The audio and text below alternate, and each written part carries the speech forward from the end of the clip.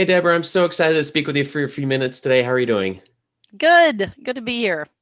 Yeah, you know what? One reason I'm really excited is not just because there's a lot of things going on. There's a lot of people who are asking you for help right now to become really powerful virtual communicators, and we're going to dive into that. But I think it's really cool that we get to hear from you at the upcoming HCIC at Home, the virtual conference. The conference is happening November 16th through 18th, and you're going to be one of the keynote speakers talking about becoming powerful virtual communicators. Uh, I know. just Say a, that three times fast. Yes, a powerful virtual communicator. And it's critical now for sure. yeah, it really is. I think I kept wanting to say visual communicator, and I'm like, no, we've been working on that for a while, but this really is an entirely new skill set that you are out there helping people kind of embrace this new frontier. It sounds like. Yeah. And it's funny that you say visual because we think that we've been doing visual storytelling for a while and visual communications for a while, but we haven't been thinking about how to design visual for small screens. And that is an entirely new approach. So at Mindset Digital, we talk a lot about rapid visual storytelling, and that'll be one of the things I'm talking about at HCIC, because you can't just put up old school slides if you're delivering a virtual talk or you're leading a Zoom meeting or you're trying to convey virtually a lot of financial data to your board. I mean, there's a lot that's going to go into designing for a small screen. For sure. Well, and speaking of that, I'm really curious about this audience in particular. So, those who attend HCAC, they're usually on a digital team, they're on a marketing team or a communicating team, PR. They're on some side of the cross between digital and communications, and in some way or another, it's this whole side of healthcare that has come up in response to the evolution of healthcare. It feels like in the Hmm. last 10, 15, 20, 25 years.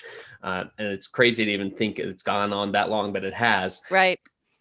So, what is it about this audience? What do you think? Why do healthcare digital teams need to hear this message and become better at these skills?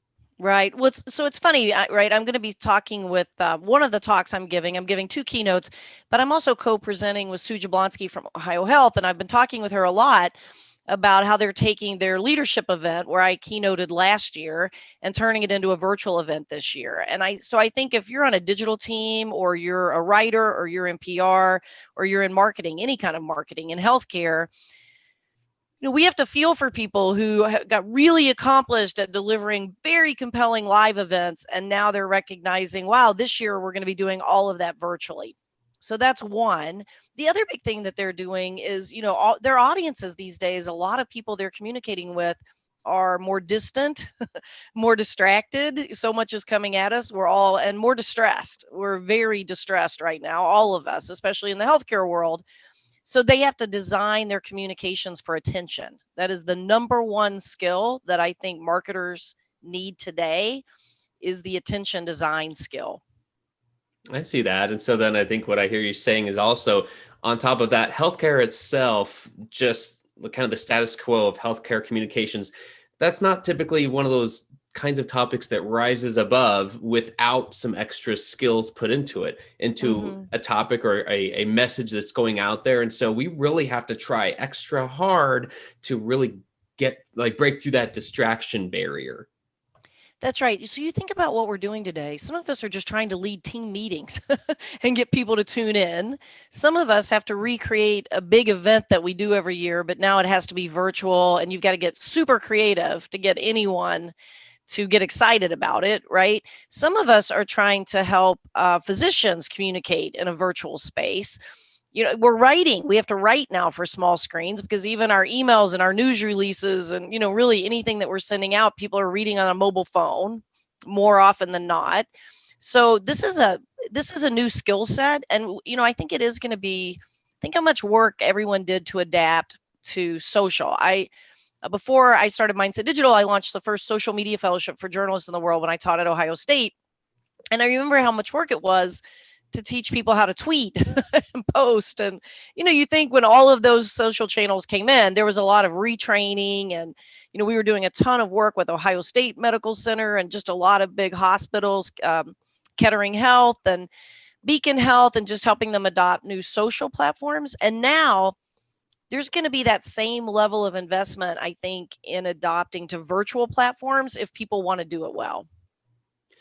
I hope so. I do. That gives me some comfort, is to think of all of this leading to a better place, a place where we all communicate better, and all have improved these skills, and so that we all feel a little bit higher level of engagement with everything we have going on. And so, Deborah, I'm really excited to get a chance to check out and engage with your keynotes at HCIC at Home.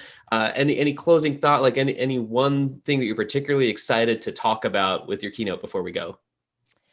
I think I'll go back to this designing for attention. It sounds simple, but it really it requires three things. We're going to talk about how to apply narrative impact. And when you think about great narrative, it has compelling openings, compelling endings. It has a structure. You drop in micro storytelling and micro moments. We'll be talking about what I call it say dog, see dog, which I'll give away a little bit, but that goes to, if you're going to have to show me exactly what you're talking about. It's an old journalism adage. If you're talking about a dog, you better be showing me a dog. So we're going to really unpack that and show people what that looks like. And then we're really going to give people the fun stuff is we're going to show, we're going to give away some things that Ohio Health is doing when I'm doing that talk with Sue, so that we can get into some very specific things that say, we know this works even better. Don't do this. The number one, we'll talk about the number one mistake people make in virtual presentations. And I won't give that one away. I will save that one.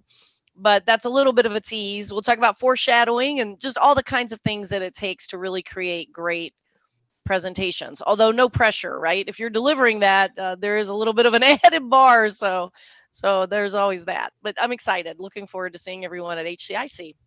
Well, likewise. And Deborah, thanks for giving me a few minutes today. Can't wait to check it out. And I look forward to keeping in touch there. Stay safe, stay well, and look forward to seeing you there.